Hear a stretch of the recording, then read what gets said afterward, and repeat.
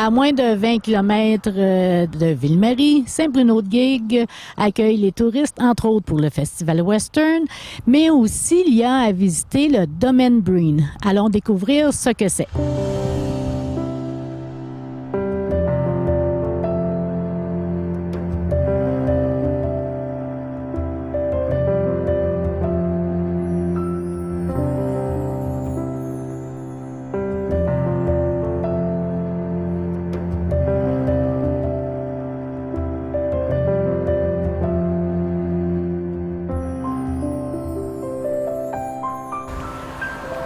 Bonjour madame, Bonjour! je m'appelle Natalia, je suis la coordonnatrice de la Société d'histoire de Domaine Breen à Saint-Bruno-de-Guigue. Je vous présente la maison, si vous voulez, je peux vous faire une visite. Parfait. Mais auparavant, j'aimerais connaître, le Domaine Breen. Ça vient d'un nom de famille? Oui, c'est Thomas Breen qui est arrivé à Témiscamingue avec un rêve de richesse. Et il arrive en 1902 et c'est en 1906 qu'il va construire cette maison de style édouardien. C'est une maison plus familiale que la maison victorienne. Aussi, la grandeur, c'est un peu plus petit, ce qui fait un caractère beaucoup plus familial. Le mot familial, c'est vraiment intéressant pour cette famille parce que M. Breen, il était orphelin. Il a été recueilli pour sa belle famille, mais à l'âge de 12 ans. Quand il arrive de Liverpool avec, on va dire, une rêve d'être adopté pour une famille que jamais s'est présentée dans la gare de Halifax. OK. Et c'est son beau-frère, Aurel Talbot, qui va prendre soin de lui pendant les premières journées. Et comme personne l'a réclamé, il décide de le porter chez lui. Et son ses parents qui vont prendre soin, l'élever comme un fils, qui finalement sera son beau-fils. Et M. Talbot était de Guigue? Non, M. Talbot, toute la famille Talbot vient de Saint-Joseph de Stamford, aujourd'hui Princeville. Et c'est curieux parce que la mère d'Aurel Talbot, c'est Eugène Prince. Et c'est une branche de cette famille qui a donné le nom actuel à Princeville. Ah, OK. C'est vraiment intéressant, c'est un cas solitaire. Mais oui, mais comment ça qu'il est arrivé à Guigue en tant que tel? On a la famille Breen, les descendants de la famille Breen assurent que pour pouvoir se marier, Thomas Breen, pour pouvoir se marier avec Eugénie Talbot, ses parents décident que Thomas doit avoir une maison et une fortune pour donner à sa fille une qualité de vie à laquelle elle était habituée.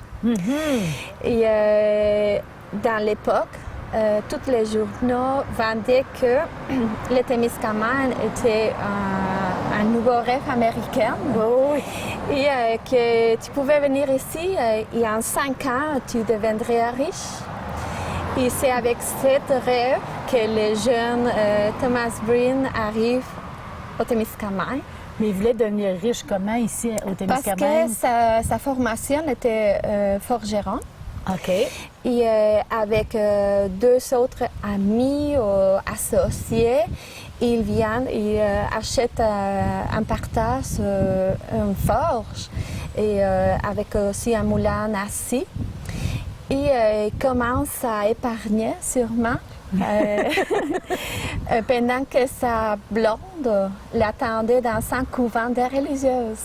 Pour être bien sûr que ses parents... non, plus que ses parents ne le marieraient pas avec quelqu'un d'autre. Okay. Parce que sont de la famille Talbot et la famille Prince à Saint-Joseph de Stamford sont vraiment des fermières bien... on dirait pas riche, mais bien accordé. Sa économie, c'est pas un problème, disons. Ça, c'est vraiment la base de l'histoire. Parce que oui. probablement, vous en connaissez encore plus, mais on va pas tout révéler, hein, parce non. que c'est ça, on veut que les gens viennent visiter. Mais oui. Bon. Mais ils ont fait aussi un jardin. Oui, le jardin pour les Anglais, il faut penser que maison édouardienne, c'était une maison de style anglais aussi. Le jardin, c'est très, très important. Mais par contre, à une maison victorienne, que le jardin vers la rue, c'est petit, ici, ils ont retardé la maison, mais le jardin, c'est subtil. Il n'y a pas grande chose à voir, sauf les arbres. Et comme bon anglais, ils sont plantés des chênes, que c'est les patriarches de la forêt. Oui. Ça veut dire la sagesse, la longévité, la force. Et c'est un peu tout ça qu'on a ici comme détail. Dans l'entrée de la maison, on peut voir que même dans la décoration, il y a un symbole du chêne. Mais j'espère que notre visiteur va en découvrir où est-ce qu'il se cache. Ah! Donc, On va suivre, si vous voulez. Parfait. Vous pouvez me suivre pour voir où est le vrai jardin. Oui. Natalia, tu m'expliquais, tout est d'origine après la maison, même les fenêtres. Tout est d'origine, rien n'a changé pendant plus de 100 ans. Hey. Il faut penser que la maison a été construite en 1906. Et les grandes participations de la municipalité et de tous les villages, parce que cette maison, c'est vrai, la propriété, c'est la municipalité, mais c'est un peu de tous les voisinages de San Bruno de Guy qui nous ont donné beaucoup, plus de 10 000 heures de bénévolat pour que la maison reste assez belle après plus de 100 ans. Là. Et le jardin, est-ce que c'est la même chose? Est-ce que c'est à peu près le même genre de fleurs qu'il y avait dans le temps? Oui, les fleurs sont les mêmes fleurs que la famille Breen avait. Et on sait, par exemple, qu'elles sont des fils ou des petits enfants à partir de qu'est-ce que Eugénie Talbot avait planté et sémé dans les premières années qu'elle vient habiter ici. Ce sera plus tard sa fille Eva Breen qui continue avec la culture de jardinage de sa mère. Et c'est vraiment du jardinage anglophone, hein? Côté anglais. Des côtés anglais. Et comme c'est un jardin à l'intérieur, pas exposé au grand public, pour faire que toute la famille peut profiter de la beauté de notre fleur. Et au départ, on va avoir des narcisses, des tulipes qui font que le printemps commence de bons pieds, on va dire. Oui. Et finalement, ce sera toutes sortes de lys, des hostas, pavots, et même des fleurs qu'on peut manger, comme le sémérocal, les sortes de marguerites. Là. Ça fait vraiment intéressant. Même un petit jardin de finissage qu'on pourrait voir un petit peu plus tard. Là. Oui, un potager.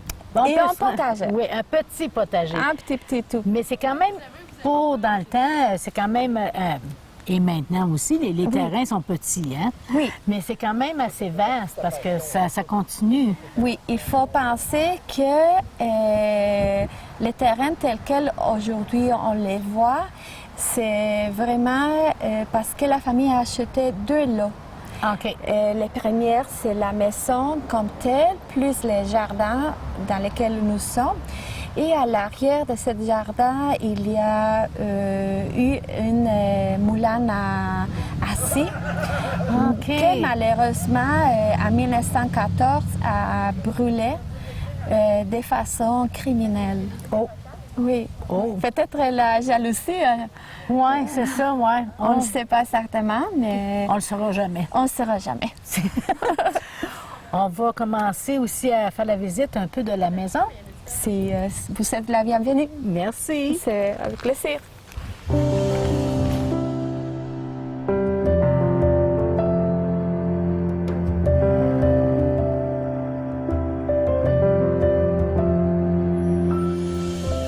Nous sommes dans l'entrée. Oui. C'est ici que vous accueillez les gens.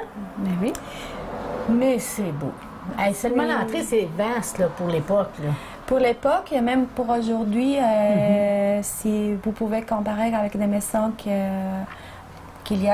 sont construites il y a 30 ans, l'entrée c'est grand. Il faut penser qu'il y a un grand hall avec un grand escalier qui n'est pas tellement grand, mais fait le tour en un faux colimaçon pour prendre le moins d'espace possible et que déjà on a une armoire dans le mur de la maison, un concept vraiment révolutionnaire pour l'époque. Ben, pour l'époque, c'est ça. Et pas seulement ça, on a une fournaise, la fournaise Bélanger qui fait le chauffage central de la maison. L'air chaud va monter, il va chauffer le deuxième étage. On peut voir, on vient toujours à Laval, c'est une maison édouardienne, et on va la diviser en côté public avec les bureaux de Thomas Breen et le côté familial dans lequel tu peux rentrer dans son salon, salle à manger. Mais juste en face, seulement pour le voir, il y a un foyer qui va faire de la maison une image plus chaleureuse, plus familiale, qui va nous dire vous êtes les bienvenus. Pas seulement dans l'époque, même à notre visiteur, on le souhaite la bienvenue en voyant notre foyer. Et je remarque que les plafonds, c'est d'origine aussi. Tout dans la maison est d'origine ou des dons de la famille Breen. D'aujourd'hui, ses petits-enfants ou ses arrière-petits-enfants. Mais les plafonds, il y a deux sortes de plafonds de la maison, mais seul dans l'entrée est en cuivre et les restes sont en tôle embossée. Peinturé parce que le cuivre à l'origine est un peu roux et la tôle c'est couleur argentée mais stylée tel quel. Dans le fond, ça ferait des espaces très foncés. Oui, c'est ça. Il faut penser qu'il y a des boiseries déjà avec une teinture foncée. C'est pas exactement la couleur naturelle.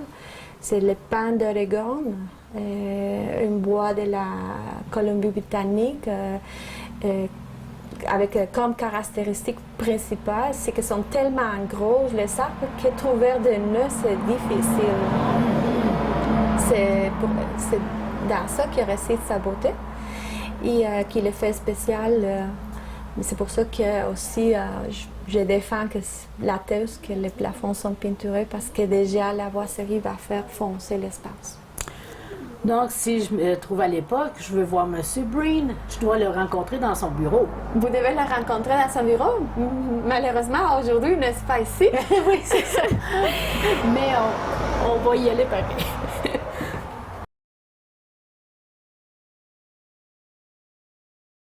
Natalia, oui, bonjour. Bon, j'essaie d'écouter, mais il y en a plusieurs sur la même ligne.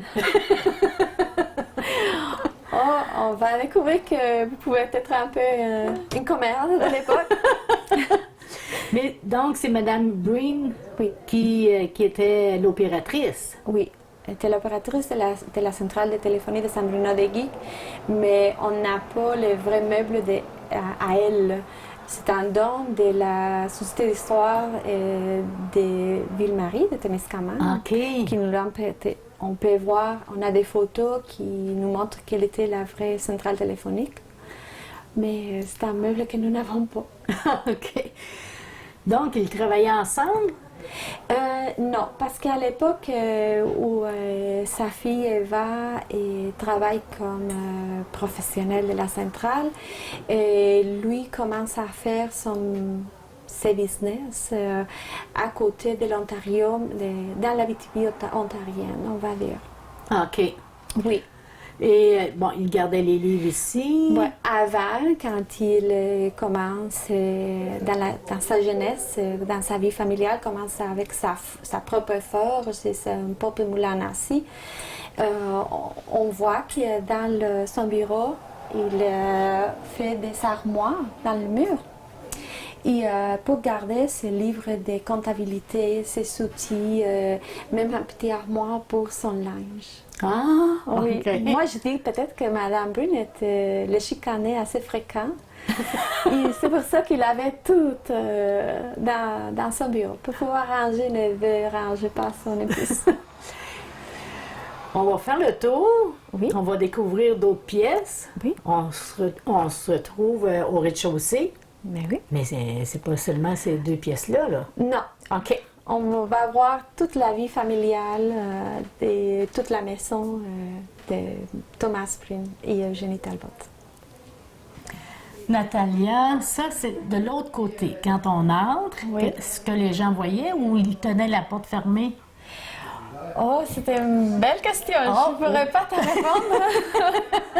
Mais j'imagine que ça dépendait un peu de la circonstance. OK. Dans le fond, il faut penser que la famille n'a pas changé vraiment là, dans le temps. Et si tu es un fouillis, tu vas fermer la porte. Si tout est bien arrangé, tu vas l'ouvrir. Mais il faut penser que les salons, salle à manger, c'est vraiment des espaces moins fréquentés qu'aujourd'hui. Pourtant, vont être toujours bien placés pour faire l'honneur aux visiteurs de trouver un espace confortable. À Monsieur le curé, un exemple. Par exemple, Oui. Mais c'est ça, on voit qu'ils ont les moyens. oui. Parce que c'est pas tout le monde qui avait un grand salon, dans une salle à manger. Habituellement, c'est dans la cuisine, tout le monde se rassemble là. Oui. Comme à l'époque, bon, on apprend le piano Oui. dans les bonnes familles. Oui. Oui. Et est-ce que c'est le piano original? C'est le piano original et c'est aussi le gramophone original. Dans cette famille, il y a plusieurs prémices qui sont très importantes. Un, c'est la religion catholique. M. Brune, il vient de l'Angleterre, mais il est descendant des Irlandais. Avec la grande famille qu'il y a eu en Irlande, sa famille, en lieu de venir à l'Amérique, comme beaucoup d'Irlandais, ils vont se déplacer à Liverpool. C'est une place assez importante. Il faut penser qu'on ne connaît pas vraiment des catholiques en la Grande-Bretagne. Non, non. Mais par contre, on connaît la femme de Tony Curtis. Non, pardon. Oscar, je m'excuse. C'est un premier ministre. Sa femme était catholique. Mais je ne me rappelle pas de son prénom. Mais c'est pas grave. Je dis le nom d'un acteur, mais pas du premier ministre. Et c'est M. Brune, il est catholique. Et c'est très important, tellement important que son premier enfant est donné à Dieu. Son premier fils, Philippe, sera curé. Et c'est aussi, il faut penser que toutes les façons que son père se débrouille dans le business, son fils se débrouille dans la religion. Il va être le curé fondateur de Moffat Ah, et même de Iroquois Falls. OK. Oui, c'est assez important. C'est la religion, mais aussi la culture. Et tous les enfants sont élevés, et bien élevés. Tous ont étudié en grande ou en petite mesure, là. Mais même les filles. Et toutes les filles jouent le piano. Et les garçons aussi. Et on sait que même si M. Brune n'a pas eu une formation à mesure de ses enfants, quand même, il était quelqu'un qui pensait que l'éducation était Très important. l'héritage qu'il pouvait laisser. Est-ce qu'ils avaient plusieurs enfants ou c'était comme les anglophones? C'était des petites familles? Ils ont eu 9 enfants, mais ils ont vécu seulement 6. Par contre, ils ont adopté un autre parce qu'en 1918, ils ont perdu 2 filles comme conséquence de la grippe espagnole. Oh. Et Madame Brune a fait la promesse que si le reste de ses enfants étaient en vie, elle adopterait quelqu'un qui aurait besoin. Ils sont adoptés à André Proulx. Donc, elle est tenue parole. Oui. C'est important dans le temps. C'est important dans le temps. Oui. Plus important qu'aujourd'hui, peut-être. Oui. On va aller voir parce que justement, je vois de la vaisselle. Oui. Ça m'intéresse. Ah oui. On va voir que c'est vraiment un prototype là, moderne, comme toute la maison. Hey, avant qu'on se lève, Oui. il se fait que c'est décoré pour Noël? Parce que là on voit dans Oui. un bel arbre de Noël, les décorations de Noël. Cette année, c'est Noël toute l'année. OK, c'est pas le Noël des campeurs. Non. C'est Noël toute l'année. Parce que pour la famille, Noël était très, très, très important. Pour toute la famille, les familles catholiques, Noël, c'est la naissance de Dieu, de Jésus. Et Pâques, c'est la motivation d'être catholique, c'est parce que Jésus est décédé pour nous. Mais la dernière fille qui habitait ici, elle prenait Noël sérieusement. OK. Elle commençait en novembre à faire l'arrangement de Noël. Peut-être qu'elle l'a levé quelques mois plus tard. Là. OK. Peut-être que des fois, je pense que des fois, elle faisait Noël toute l'année. Mais c'est aussi parce que le nom crèche, ça veut dire orphelinat. Et comme notre fondateur de la maison était orphelin, on a pensé que c'était un bon assemblage dans les deux façons. C'est bien. Oui. Je vous invite plus tard à voir avec Ivani l'exposition des crèches de tout le monde. On a plus de 25 crèches qui viennent de différents endroits de l'Europe, de l'Asie, Afrique. Va être très impressionnant, je pense. Vous avez dit que le phonographe ou le gramophone fonctionnait. C'était un grand meuble de 1925. Le modèle, c'est via tonal de la compagnie Columbia. Et on peut voir qu'on a de la magie. Quand les enfants viennent ici, je dis que c'est le iPad de l'époque, ou l'iPhone. Oui. Évidemment, ils sont pas crédules.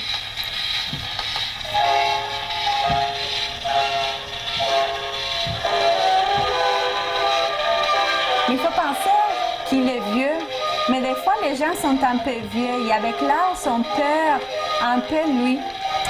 Mais il n'y a pas de problème. On peut toujours ouvrir le speaker. Il était moderne, c'est vrai. On a le sofa. On va commencer à danser. Oui. J'ai déjà dansé avec quelqu'un. Oui. Oh, c'est beau. C'est beau. Vraiment, là, je retourne dans le passé. Oui. Chez ma grand-mère. Et la vaisselle aussi de ma grand-mère maternelle que je n'ai pas connue. Et je reconnais certains morceaux. OK. Mais c'est vraiment beau. Hey, je peux prendre une pièce? Je vais faire attention. Oui, s'il vous plaît. Celui-là, je ne l'ai pas vu. Mais ça, est-ce que c'est de la vaisselle anglaise? C'est la vaisselle anglaise. C'est un modèle du début du 20e siècle. Et est-ce que tu trouves quelque chose d'assez curieux? Peut-être pas dans Dans le design? Non, OK. c'est à peu près, peut-être que tu peux sortir un petit assiette, là. OK. Comme le bol Non, là? en bas. En bas. OK. Je vais replacer ça. Là, il y a une tasse par-dessus. Moi, j'ai tellement peur de faire la gaffe de briser un morceau.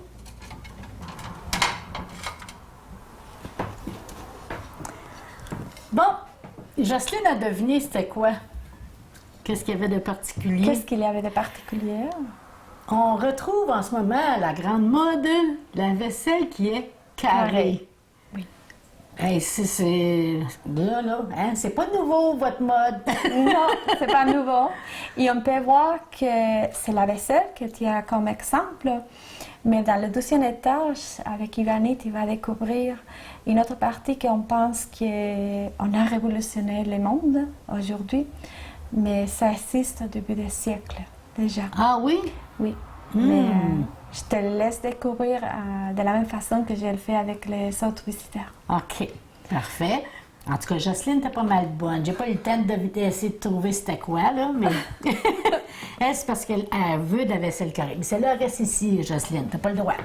Je vais remettre ça à sa place. Natalia, je veux pas que tu donnes la réponse. D'accord. Mais je veux que les gens viennent pour apprendre la réponse. Oui. Le comptoir, il y a une raison pourquoi il est bas. Oui. Oui. Dans Ben, le on fond, ne le dit pas. Non. Dans le fond, il y a plusieurs raisons. Mais la vraie raison, c'est seulement moi qui l'ai. Fait qu'on le dira pas, les gens, il faut qu'ils viennent. Oui. Parce que moi, je m'imaginais, c'est parce que les gens étaient plus petits dans ce temps-là.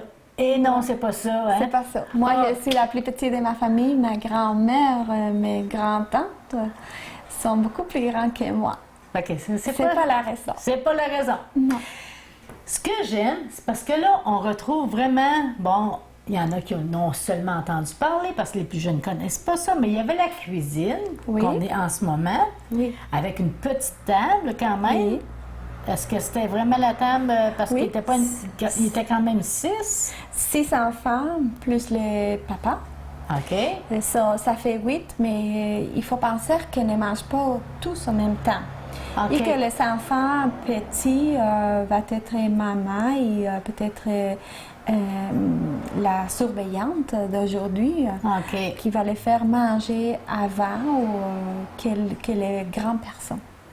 C'est vrai qu'il y avait les moyens eux autres. Moi, il y avait la bonne, hein? Oui. Oui, c'est vrai. La bonne ou la male, là, Oui, c'est ça. Bon, ça, on retrouve la cuisine. Oui. Là, les gens vont falloir qu'ils découvrent où est-ce que, bon, comment garder les aliments au froid, parce que c'est toute d'époque. Oui. C'est plaisant. Mais il y a aussi la cuisine d'été. Oui. Parce que dans le temps, il y avait 2 différents endroits pour faire la Pour cuisine. faire la popote. Dans cette maison, la cuisine d'été, ça a été une rallonge qui a eu lieu 3 années plus tard de la construction de la maison. Ah, Et, mais comme curiosité, il faut dire que qu'est-ce qu'on va trouver, c'est la seule pièce de la maison qui n'était pas comme telle. Aujourd'hui, on peut la voir quand la municipalité de San Bruno de Guigue va acheter cette maison. C'est l'équipe des bénévoles et de la Société d'histoire et le CA de Domaine Brink qui décident que faire ou quoi faire avec cette cuisine. Mais ils ont décidé de la garder. on décidé de la garder. Phew! Oui, Mais là, il faut garder ça, là, tant qu'à garder des choses d'origine. oui, Mais on retrouve de la boiserie partout, hein? oui. Puis, c'était pas... puis les plafonds. Les plafonds, C'est l'entalamboissé avec les fluorescents. Ouais, que là, c'est pas d'époque, ça. c'est pas joli, mais c'est qu'est-ce qu'il y avait. Qu'est-ce que Eva Bryn avait dans sa cuisine. plus tard, Et OK. il faut penser qu'une maison ne garde toujours le même aspect. Tu vas changer pas seulement la décoration, des fois ta cuisine, ta salle de bain, etc. Et sûrement, elle avait pensé que c'était une façon efficace d'illuminer la cuisine. Par contre, on peut trouver encore les comptoirs et les meubles qui ont eu fonction, par exemple, de vaisselier, que c'est aussi une façon de piquer la curiosité à notre visiteur, comme je le ferai maintenant avec toi. C'est un vaisselier qui a été toujours le vaisselier de la famille, mais son travail ou son occupation précédente n'était pas ni une maison, ni pour garder la vaisselle. Je te laisse découvrir c'est quoi cette mystère. La première impression que j'ai eue, Oui? c'est, je ne sais pas pourquoi, j'ai pensé à une église. OK. Je suis pas mal bonne, hein? Pas mal c'est OK, bon. ça va, phew. Pas mal bon. Parce que c'est ça, c'est vraiment comme un peu comme une sacristie. C'est ça. C'est en plein ça? C'est un tabernacle. Ah! Bon, parce que c'est la première impression que j'ai eue, Oui. C'est la récupération d'un moment historique dans le Québec dans lesquelles toutes les petites chapelles étaient vendues ou détruites. Oh. Et cette famille a eu l'intelligence de récupérer cette meuble. Et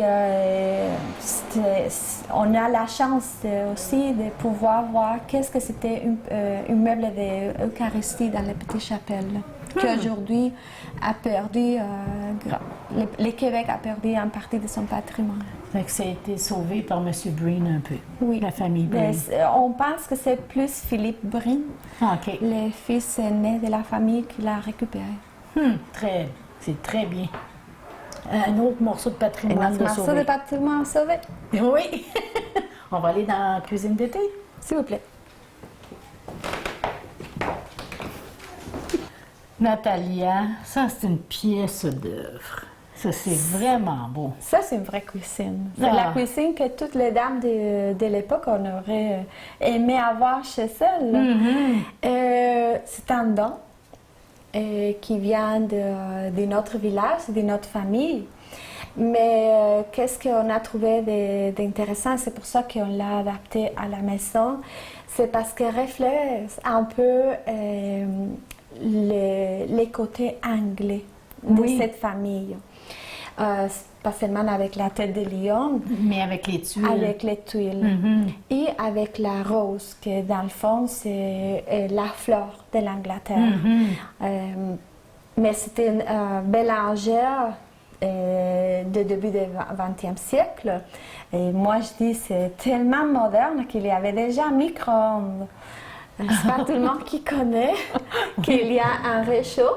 Oui. Et que quand les enfants ou les papas se faisaient attendre, on peut garder toujours les assiettes déjà prêtes et qui vont garder la température.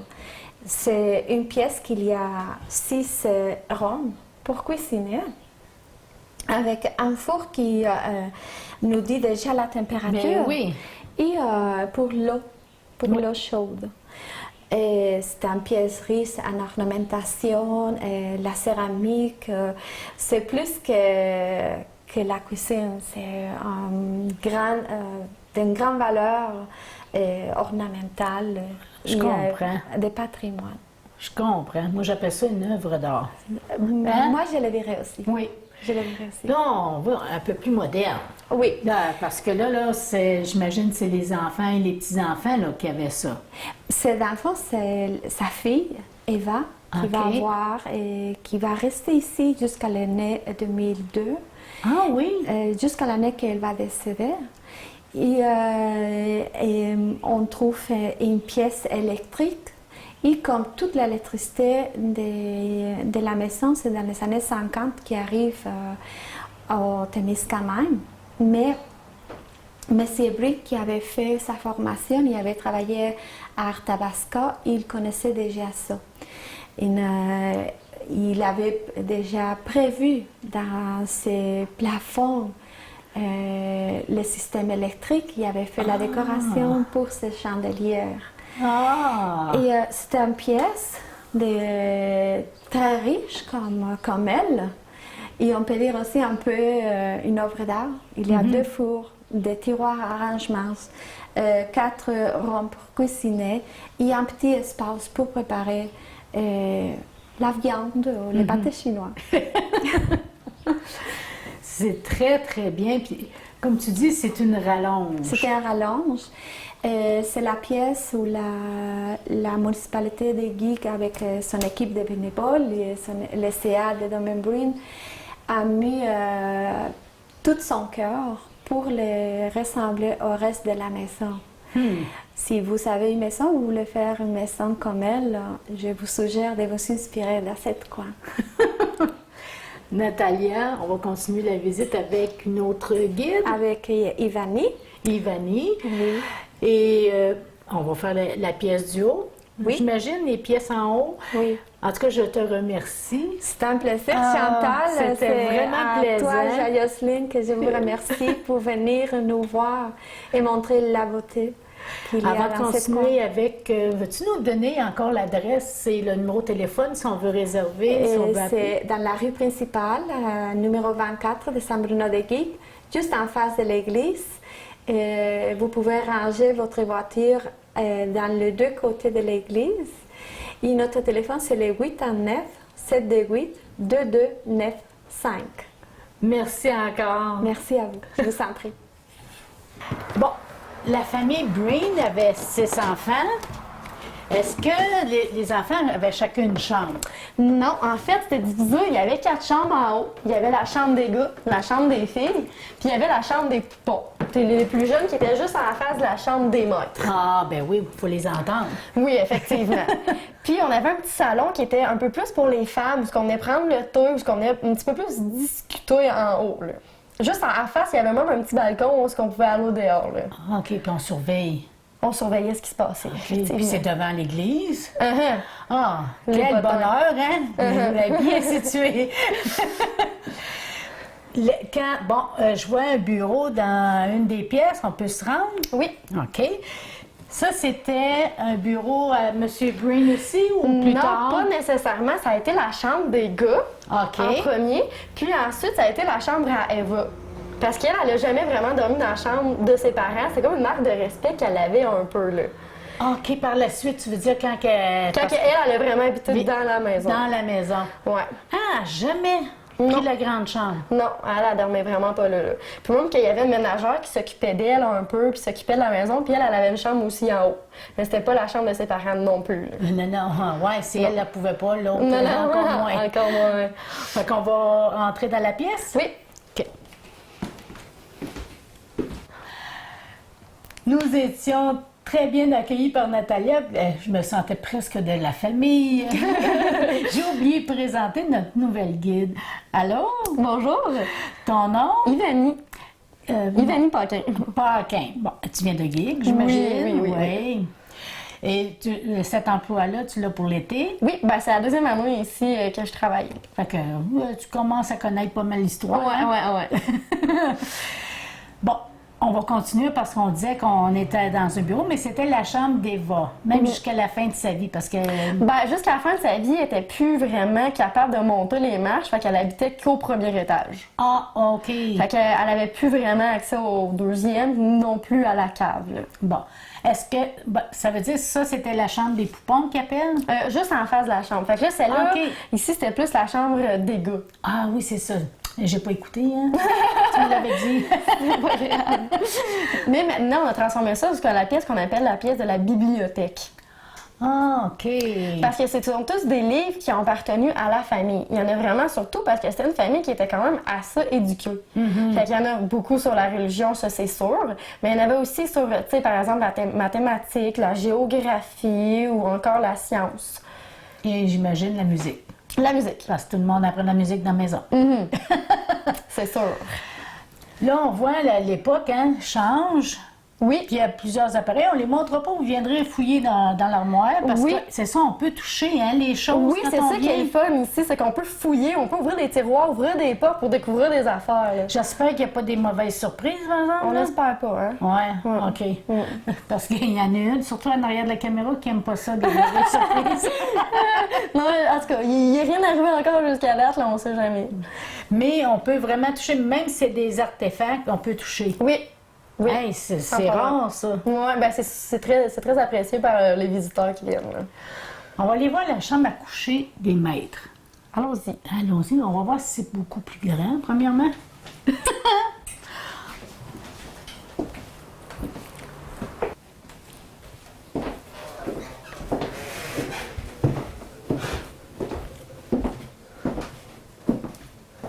Bon, je te prépare à te coucher, là. Tiens, elle était cute, hein, dans le temps. Il était tout habillé, hein? Ouais, On peut pas voir la peau, là, dans ce temps-là. là. Non, cache ça. Fait que ça, ici, c'est vraiment un set qui a appartenu à Eva et à Thomas. C'est un set qu'ils ont reçu comme cadeau de mariage. Fait que c'est vraiment un set qui est très intéressant à regarder, puis très intéressant au niveau de la façon qu'il a été fabriqué, puis les matériaux. Même que le couvre-lit, le matelas, ça c'est vraiment original. C'est tout fait par Eugénie. C'est même un matelas qui n'est pas en paille, ni même en plume. Bon, en tout cas, il y a des bosses, hein? Il doit être très confortable. Oui? Ouais. L'as-tu essayé? Ça serait peut-être la peine que ça te tente pas bien, hein? Ouais. Je sais pas, tout le monde qui va viendrait me taper les doigts. Là. Ah, OK. C'est ça que t'as peur, hein? Ouais. Hey, en parlant de peur, si je veux avoir un petit peu peur, toi, t'as une cachette spéciale, hein? Ouais, ici, en fait, il y a une cachette secrète. Oh. Il y a comme 2 portes de garde-robe. Il y en a une que c'est vraiment le garde-robe, puis il y en a une autre que... Oh, à découvrir. À découvrir. Est-ce qu'il faut être prudent? Très prudent. Très prudent. Il faut avoir un cœur d'enfant. Ah, ben déjà là, ça fait moins peur. Parce que ça, on viendra voir pour voir c'est quoi. J'imagine que, en étant en haut, moi, je commence à devenir... Si vous avez bien écouté Natalia, ça devrait peut-être mijoter dans votre esprit. Ouais. Là, on va aller voir, il reste 2 autres pièces. Ouais, 2 pièces plus la chambre de bain. OK, parfait. On va aller voir ça. Ben là, on va enlever ça. Ah oui, on se couche pas. hein. C'était quand même une grande pièce pour dans le temps. Ben oui, mais ça, faut penser, OK, on est en 1906-1909, prévoir une pièce pour une chambre de bain, c'était quand même assez visionnaire parce qu'on n'avait pas nécessairement l'eau courante, ça n'existait pas ni l'électricité, fait que c'était comme une pièce de perdu, un espace de perdu, puis c'était une place de plus à chauffer. Fait que c'est vraiment les maisons bourgeoises comme celle-ci qui pouvaient se permettre d'avoir ça. Fait qu'ici, on avait comme des espèces de bains où on remplissait d'eau pour pouvoir donner le bain aux plus jeunes, aux enfants, puis on avait même des toilettes comme celle-là. Ouais, c'est tellement, hein? C'est... Ouais, c'est ça. C'est le mieux qu'on pouvait avoir, ça, là. Ouais, en tout cas. Puis là, après ça, c'est vraiment devenu la chambre de bain avec une toilette bien spéciale. Oui, on tire l'expression tirer la chasse. Ça vient de là. Ça vient de là. Fait qu'on va aller à d'autres pièces. Là, ça, c'est vraiment la chambre des poupons. Oui. Bon. Mais par la suite, elle a fait comme salle souvenir? Ou? Pas tout à fait. Ça, c'est vraiment quand la municipalité a fait l'achat qu'on a transformé ça en pièces. Où on a mis tous les papiers, tous les registres de comptabilité, un peu de tout qui a appartenu à Thomas. Puis en fait, pour dire qu'on a une pièce pour cet homme-là, pour tous les métiers qu'il a fait, c'est parce que c'était un homme qui était assez occupé. Là. Oui, on le voit, là, parce que forgeron, au Moulin-C, il y a eu un bateau. Il a aussi travaillé avec le bois et il a même travaillé dans les mines. Fait que c'est un homme qui était vraiment à visage multiple, hein? Ouais, il voulait faire de l'argent. Ouais. C'est pas pour rien qu'il a été capable de se payer une maison comme celle-ci, là. On va visiter la dernière pièce, mais et non la moindre. Mais non la moindre.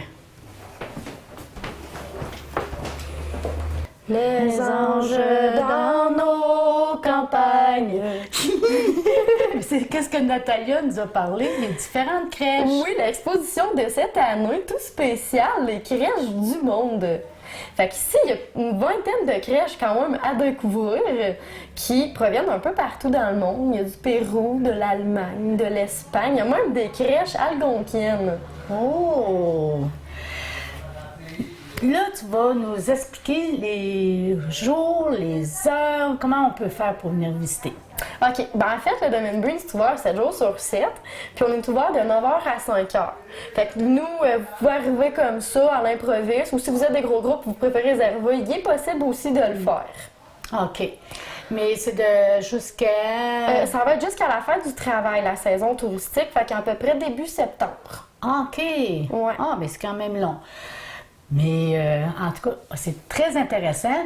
Puis il faut préciser aux gens que ce que vous avez vu à la télévision, à l'écran, c'est-à-dire, parce que c'est aussi sur l'Internet, tu vas être connu parmi le monde entier, ma chère. C'est que vous ne voyez presque rien. Parce que c'est vraiment un monde, une histoire à découvrir. Il y a plusieurs cachettes secrètes à découvrir aussi. Oui, puis comme tu disais, on peut toucher aux artefacts. Oui, il n'y a pas de problème. Merci beaucoup, ma chère. Ben, merci à vous. Elle est occupée au début, hein? Elle avait des visiteurs, justement, pendant qu'on faisait l'entrevue avec Natalia. Mais continue le beau travail. Ben, merci beaucoup. Merci encore.